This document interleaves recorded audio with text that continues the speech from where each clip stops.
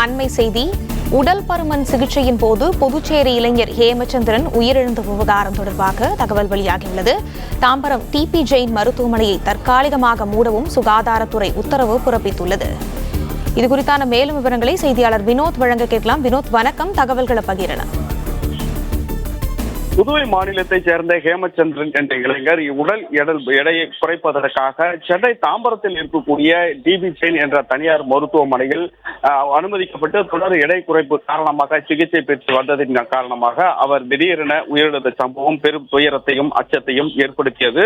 இது தொடர்பாக அவரது பெற்றோர்கள் தமிழக சுகாதாரத்துறை அமைச்சரை நேரில் சந்தித்து இது குறித்து விளக்கம் அளிப்பது மட்டுமல்லாமல் அந்த மருத்துவமனை மீது தக்க நடவடிக்கை எடுக்க வேண்டும் என கேட்டுக் கொண்டதின் அடிப்படையில் மருத்துவ மற்றும் ஊரக நலப்பிரிவு திட்ட இயக்குநரகம் மூலியமாக இந்த நடவடிக்கையானது மேற்கொள்ளப்பட்டது.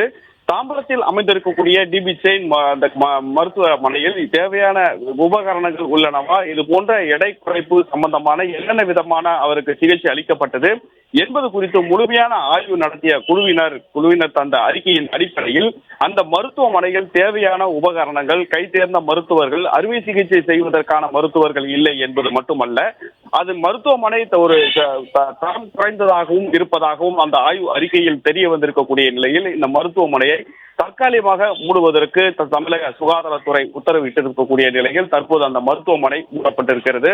மேலும் வரும் காலங்களில் இது போன்ற மருத்துவமனையில் தேவையான அறுவை சிகிச்சை செய்வதற்கான கை தேர்ந்த மருத்துவர்கள், மருத்துவ உபகரணங்களை மேம்படுத்த வேண்டும் எனவும் அதில் அறிவுறுத்தப்பட்டிருக்கக்கூடிய அதே வேளையில் மருத்துவமனை மூடப்பட்டு அதன் காரணமாக உயிரிழந்த ஹேமச்சந்திரனுக்கு அவருடைய உடல் எடை குறைப்பதற்கு தேவையான நடவடிக்கைகள் எடுத்தும் போதும் இந்த அறுவை சிகிச்சையின் காரணமாகவே அவர் உயிரிழந்தார் என்பதை உறுதி செய்திருக்கக்கூடிய தமிழக சுகாதாரத்துறை மருத்துவ அலுவலர் குழுவினர் இந்த நடவடிக்கையை மேற்கொண்டுள்ளனர்.